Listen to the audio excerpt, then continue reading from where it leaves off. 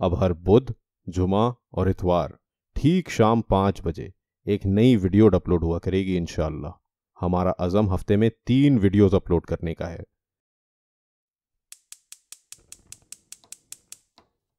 जिस तरह बिरयानी की बेहिसाब अलग अलग इकसाम हैं और हर कोई अपने रीजन की बिरयानी को असली बिरयानी बुलाता है, बिल्कुल उसी तरह की तीसरी जंगे अजीम कोरमे के मामले में भी चलती रहती है। दिल्ली वाले कहते हैं कि हम असली कोरमा बनाते हैं, रामपुरी अपने कोरमे को असली कहते हैं, तो लखनवी कोरमा भी तारीख का बहुत अहम हिस्सा है। यूं तो इंडिया और पाकिस्तान के हर शहर में कोरमा अपने स्टाइल से बनता है। कुछ वाकई कोरमा होता है तो कुछ कोरमे जैसा, तो कुछ कहीं से भी ऑथेंटिक कोरमे से कोई मुतशाबियत नहीं रखता। देखें, कोरमा उसूलन तो टर्किश ओरिजिन से है और हम एक टर्क डिश पर लड़ाई करते रहते हैं। भाई, ये ना आपका है ना ये हमारा, कोरमा सबका है। तुर्की कोरमा हमारे आज के कोरमे से बहुत मुख्तलिफ है। ये ओरिजिनली तुर्की से मुगलाई कुजीन का हिस्सा बना, तो क्योंकि मुगल्स का दारुल हुकूमत दिल्ली था, तो ये कहना गलत ना होगा कि दिल्ली का कोरमा काफ़ी ऑथेंटिक रेसिपी है। कोरमे की बहुत सी मुख्तलिफ रेसिपीज़ हैं और एक एक करके हम कोरमे की बहुत सी रेसिपीज़ आपसे शेयर करेंगे, जैसे कि बादामी korma, white korma, shahi korma, one step chicken korma वगैरह वगैरह। आज हम दिल्ली का देगी कोरमा आपको बनाना सिखाएंगे। ये बहुत बेसिक कोरमे की रेसिपी है जिसमें किसी किस्म के फैंसी और महंगे इंग्रेडिएंट्स का इस्तेमाल नहीं होता, लेकिन इस बेसिक से कोरमे का जायका वही देग जैसा जायका होगा जो ख़ास शादी की तकरीबात में सर्व किया जाता है। हम आज जानबूझकर बेसिक कोरमे की रेसिपी आपसे शेयर कर रहे हैं। मकसद ये इस्टेब्लिश करना है कि अच्छा कोरमा टेक्निक से बनता है, ना कि महंगे इंग्रेडिएंट से। शाही कोरमा फिर कभी आपको बनाना सिखा देंगे, आज देगी कोरमा आपको बनाना सिखाते हैं। यहां हमने 1 किलो बीफ लिया है। कोरमा भैंस के गोश्त या बहुत बड़ी उम्र के गाय के गोश्त से अच्छा नहीं बनता। अच्छा बीफ का कोरमा बनाने के लिए व्हील यानी कि बछिया का गोश्त इस्तेमाल करें। कौन से हिस्से का गोश्त इस्तेमाल करना है यह आपकी पसंद पर है। अगर चर्बी पसंद है तो सीने का गोश्त इस्तेमाल करें, वरना रूखे रान के गोश्त से भी बहुत अच्छा कोरमा बनाया जा सकता है। यहां इस 1 किलो गोश्त को हम एक प्रेशर कुकर में शामिल कर देंगे। फिर हम इसमें 1 टीस्पून नमक शामिल करेंगे। अब हम इसमें 2 अदद दरमियाने साइज की प्याज का पेस्ट शामिल करेंगे। ये पेस्ट अंदाजन आधे कप से ज़रा ज़्यादा है, इससे ज़्यादा पेस्ट इस्तेमाल ना करें। अब इसमें 300 ml या फिर 1 गिलास पानी शामिल करें और इसे पकने रख दें। जब पानी में उबाल आ जाए तो इसमें इतनी दालचीनी शामिल करें। कुछ लोग यहां कंफ्यूज हो गए होंगे कि ये हम किस तरह का कोरमा बना रहे हैं। तो जनाब, हम यहां बस अभी गोश्त को गला रहे हैं। बेसिकली देगी कोरमा क्योंकि ज्यादा मिकदार और बहुत तेज आंच के चूल्हों पर बनता है, तो ज्यादा मिकदार में ये अलग से गोश्त नहीं गलाया जाता, बल्कि तेज आंच पर गोश्त अपने ही पानी में गल जाता है। 10 किलो गोश्त का कोरमा कमर्शियल किचन में बस 30 से 40 मिनट में पक के तैयार हो जाता है, लेकिन अपने घर के छोटे छोटे चूल्हों पर हमें गोश्त गलाने में काफ़ी वक्त लग जाता है, और जब तक गोश्त गलता है मसाला ओवरकुक हो चुका होता है और बाजार जैसा देगी कोरमे का जायका घर पर नहीं आता। इसलिए हम गोश्त को अलग गला रहे हैं और फिर मसाले के साथ इस गोश्त को आधा घंटे से ज़्यादा नहीं पकाएंगे। यूं घर पर बाजार जैसा जायका हासिल किया जाएगा। इस गोश्त को हमने 20 मिनट प्रेशर कुक करना है, यानी प्रेशर बनने के बाद 20 मिनट पकाना है। अगर आप प्रेशर कुकर का इस्तेमाल नहीं करना चाहते तो फिर अंदाजन 1 घंटा गोश्त को उबाल कर गला लें।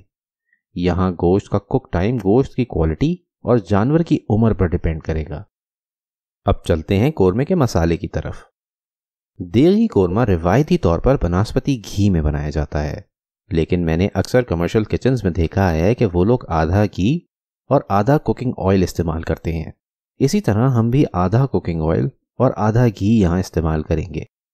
1 किलो गोश्त का कोरमा बनाने के लिए आपको टोटल 350 ml ऑयल दरकार होगा, यानी घी और ऑयल मिलाकर 350 ml।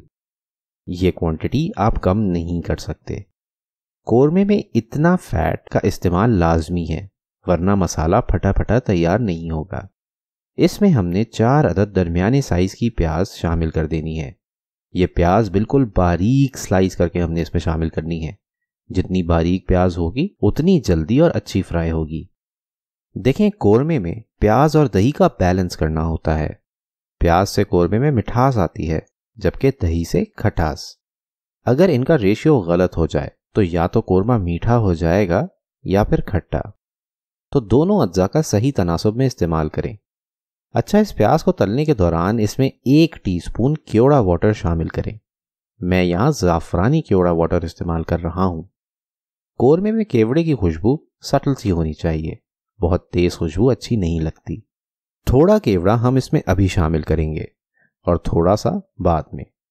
1 किलो गोश्त में आपने टोटल 350 ग्राम से ज़्यादा प्याज शामिल नहीं करनी। ये तली हुई प्याज और जो गोश्त हमने इस प्याज के पेस्ट में शामिल किया है वो दोनों मिला के 350 ग्राम होनी चाहिए।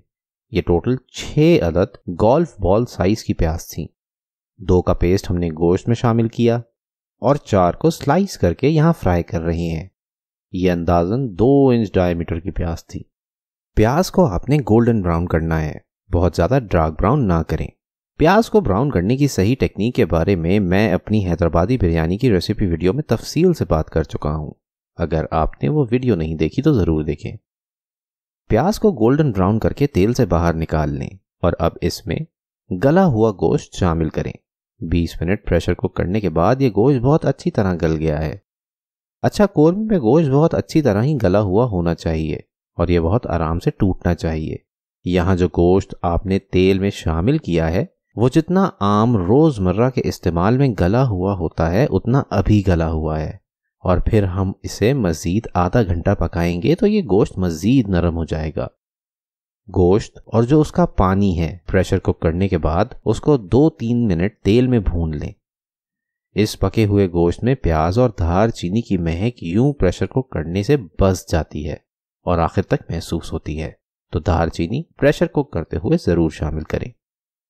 3 मिनट भून लेने के बाद इसमें 2 टेबलस्पून ताज़ा कुतरा हुआ अदरक और लहसुन शामिल करें। कोरमा बनाने के लिए फ्रेश अदरक लहसुन को खुद घर पर ग्रेट करके इस्तेमाल करें।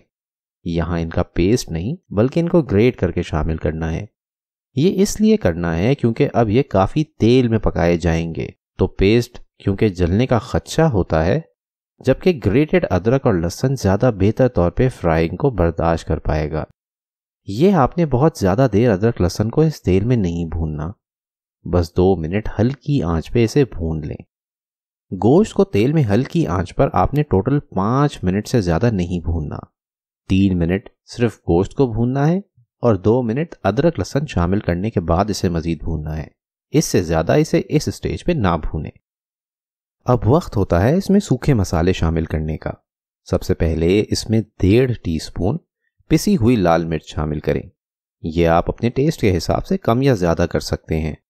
कोरमे में बहुत तेज़ मिर्च भी अच्छी नहीं लगती और बहुत कम मिर्च से यह मीठा मीठा लगने लगता है, तो सही तनासुब में लाल मिर्च का इस्तेमाल करें। अब इसमें 1 टेबलस्पून धनिया पाउडर शामिल करें। कोरमा बगैर धनिया पाउडर के बन ही नहीं सकता। यह सबसे अहम मसाला है कोरमे का। इसमें 4 अदद तेज़पात भी शामिल करें और अब आपने इसे कम से कम 15 मिनट यूं ही पकाना है। आंच बिल्कुल हल्की रखें और 15 मिनट हल्की आंच पर इसको भून लें। अगर आपको महसूस हो कि मसाला जल रहा है तो वक्तन फवक्तन आप इसमें ज़रा सा पानी शामिल कर सकते हैं। एक साथ ज़्यादा पानी शामिल ना करें, थोड़ा थोड़ा पानी अगर ज़रूरत महसूस हो तो शामिल करें और इस सूखे मसाले को 15 मिनट बिल्कुल धीमी आंच पर भून लें। आंच तेज़ नहीं होनी चाहिए। जब सूखे मसाले भुन जाएं तो वक्त होता है इसमें साबुत गरम मसाले शामिल करने का। सबसे पहले हम इसमें 6 अदद हरी इलायची शामिल करेंगे। कोरमा बगैर गरम मसालों के अधूरा है, तो जो कोरमे की खुशबू है उसमें इलायची की खुशबू सबसे नुमायां होती है। कमर्शियल लेवल पर इलायची साबुत भी इस्तेमाल होती है और वो पिसी हुई इलायची भी इस्तेमाल करते हैं, लेकिन आज हम बस साबुत इलायची ही इस्तेमाल कर रहे हैं। इसी तरह इसमें 1 अदद बड़ी इलायची भी शामिल होगी। बड़ी इलायची बड़े के गोश्त को बहुत अच्छा कॉम्प्लीमेंट करती है और मुझे कोरमे में इसकी खुशबू बहुत ज़्यादा पसंद है। ये दोनों इलायचियाँ जो दही इस कोरमे में आगे जाकर इस्तेमाल होगा उसे बहुत अच्छा कॉम्प्लीमेंट करती हैं। इसी तरह इसमें 10 अदद लौंग भी शामिल की जाएगी। इसका बहुत ही स्पाइसी और नटी सी खुशबू होती है जो कोरमे को बहुत रिच फ्लेवर देती है, तो इसका ज़रूर इस्तेमाल करें। अब इसमें 1 टीस्पून साबुत काली मिर्च शामिल करें। बस यही मेन गरम मसाले होते हैं जो कोरमे में इस्तेमाल होते हैं। बहुत सी रेसिपीज़ में ज़ीरा और बादियान का फूल भी इस्तेमाल किया जाता है, लेकिन ऑनेस्टली ये दोनों गरम मसाले कोरमे के फ्लेवर को कंटेमिनेट कर देते हैं, यानी इसके असल जायके को धुंधला कर देते हैं, तो इन्हें इस्तेमाल करने से गुरेज करें। इन तमाम मसालों को आपने बस 2 से 3 मिनट तेल में पका लेना है। बहुत से लोग कोरमे में हल्दी शामिल करते हैं, लेकिन मैं नहीं करता। हल्दी का बहुत अर्थी फ्लेवर होता है, जबकि कोरमे का बहुत एलिवेटेड फ्लेवर होता है जो हल्दी के इस्तेमाल से बैठ जाता है। यही वजह है कि ना तो मैं कोरमे में और ना अपनी किसी भी बिरयानी की रेसिपी में आपको हल्दी इस्तेमाल करता हुआ नजर आऊँगा। ये टिप मैंने अपनी 15 टिप्स टू परफेक्ट बिरयानी की वीडियो में आपसे शेयर की थी। अगर आपने वो वीडियो नहीं देखी तो ज़रूर देखें। अब इसमें 1.5 पाव यानी कि 375 ग्राम दही शामिल करें। ये दही शामिल करने के बाद चूल्हा बंद कर दें और इसको ढककर 10 मिनट के लिए छोड़ दें। दही को बस मामूली सा इस मसाले में मिला लें। यह कमर्शियल किचन्स में किया जाता है। अक्सर लोग समझते हैं कि यह बावर्ची इसलिए करता है कि यह करने से दही फट जाता है और मसाला फटा फटा तैयार होता है, लेकिन यह गलत है। ये इसलिए किया जाता है कि यह करने से दही की खुशबू गोश्त में ज़रा बस जाती है। जब 10 मिनट बाद आप इसका ढक्कन हटाकर कोरमे को सूंघेंगे तो यह खुशबू वाज़ेह तौर पे आपको महसूस होगी। अगर आपने कोरमा अभी सर्व नहीं करना तो आप दही शामिल करने के बाद इसको कम से कम 2 घंटे के लिए यूं ही छोड़ दें, लेकिन अगर जल्दी हो तो फिर भी 10 मिनट तो ज़रूर कोरमे को यूं छोड़ें। 10 मिनट बाद हमने चूल्हा दोबारा जला लिया और अब आंच ज़रा तेज़ कर दी। अभी तक हमने इस कोरमे को 22 मिनट पका लिया है। टोटल हमने इसको 30 मिनट पकाना है, यानी इससे आगे हम ज़रा तेज़ी से काम करेंगे। सबसे पहले हम इसमें आधा टीस्पून खटाई पाउडर शामिल करेंगे। कमर्शियल किचन्स में यह देगी कोरमे में लाजमी शामिल किया जाता है। कोरमा खट्टा होता है।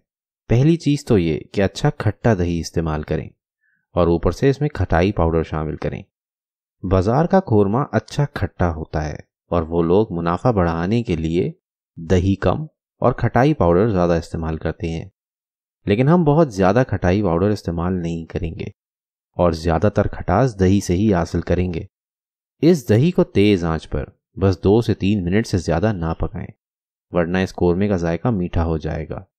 मैंने बस 2 मिनट ही पकाया। देगी कोरमे में दही को ज़्यादा देर नहीं पकाया जाता। ये बहुत इंपॉर्टेंट टिप है इस रेसिपी की। 2 मिनट दही को तेज़ आंच पर पका लेने के बाद इसमें तली हुई प्याज को हाथ ही से चूर कर मोटा मोटा क्रश करके कोरमे में शामिल करें। प्याज शामिल करने के बाद दोबारा आंच धीमी कर दें और ढक कर कोरमे को 5 से 7 मिनट पका लें। मैंने इसी प्याज में 1 टीस्पून केवड़ा वाटर मज़ीद शामिल कर दिया था। आप प्याज में भी शामिल कर सकते हैं या डायरेक्ट बर्तन में भी, और इसे 5 से 7 मिनट ढककर पका लें। 7 मिनट बाद कोरमा तकरीबन तैयार है। बिल्कुल आखिर में इसमें आधा टीस्पून पिसा हुआ गरम मसाला शामिल करें। इस गरम मसाले में जायफल और जवित्री ऑलरेडी शामिल है। बस गरम मसाला शामिल करें और चूल्हा बंद कर दें। कुछ लोगों को कोरमा बहुत ज़्यादा गहरे रंग का पसंद नहीं आता, तो कुछ लोग गहरे रंग का कोरमा पसंद करते हैं। वक्त के साथ साथ कोरमे की रंगत हल्की होती जा रही है। आज से 10 साल पहले का कोरमा आज के कोरमे से ज़्यादा गहरे रंग का हुआ करता था। आपको आज भी पुरानी दिल्ली में जो कोरमा सर्व किया जाएगा वो काफ़ी गहरे रंगत का होगा। अगर आपको कोरमा ज़्यादा गहरे रंग का पसंद ना हो तो आप 2 चीज़ें कर सकते हैं। पहली तो शायद सबको पता है, वो है प्याज को बहुत हल्का सा रंग देने की। लेकिन प्रोफेशनल लेवल पर कोरमे का रंग को हल्का करने के लिए इस कोरमे में प्याज शामिल करने के बाद दूध शामिल किया जाता है, जिसकी वजह से कोरमे का रंग खिला खिला तैयार होता है। बज़ातिर खुद मुझे भी कोरमे का रंग बहुत गहरा अच्छा नहीं लगता। ख़ास तौर से बीफ या मटन का कोरमा काफ़ी गहरे रंग का बन जाता है। इन दोनों टिप्स के अलावा आप कोरमे को मज़ीद हल्का रंग देने के लिए जब गोश्त को अलग से शुरू में गला रही हों तो उसमें 1 से 2 टेबलस्पून सिरका शामिल कर दें। यूं गोश्त में भी ज़रा सी खटास आ जाती है और गोश्त भी उबलकर गहरा रंग इख्तियार नहीं करता। आज ये कोरमा बनाते हुए मैंने जानबूझकर कोरमे के रंग को हल्का करने के लिए मैंने 3 में से एक भी टिप का इस्तेमाल नहीं किया। ये कोरमे का असल ऑथेंटिक रंग है और अच्छे कोरमे की पहचान है। लेकिन आजकल कोरमे का रंग हल्का ही पसंद किया जाता है, तो हल्के रंग के लिए बताई गई 3 टिप्स को फॉलो करें। लाइट कलर की फ्राई प्याज हो, गोश्त में सिरका हो और कोरमे में दूध हो। अगर आपको लगता है कि आपने इस वीडियो से कुछ नया सीखा तो बराए मेहरबानी मेरे YouTube चैनल फूड साइंटिस्ट को सब्सक्राइब कीजिए और इसके बराबर में बने बेल आइकन को भी क्लिक कर दीजिए ताकि मेरी हर आने वाली नई वीडियो आप तक पहुंच सके। चैनल को सपोर्ट करने के लिए वीडियोस पे आने वाले एड्स को स्किप मत किया कीजिए। एक आधा ऐड देख लिया करें, वरना ये ना हो कि शायद ये चैनल ही बंद हो जाए। वक्त देने का शुक्रिया। अल्लाह ने के बाद।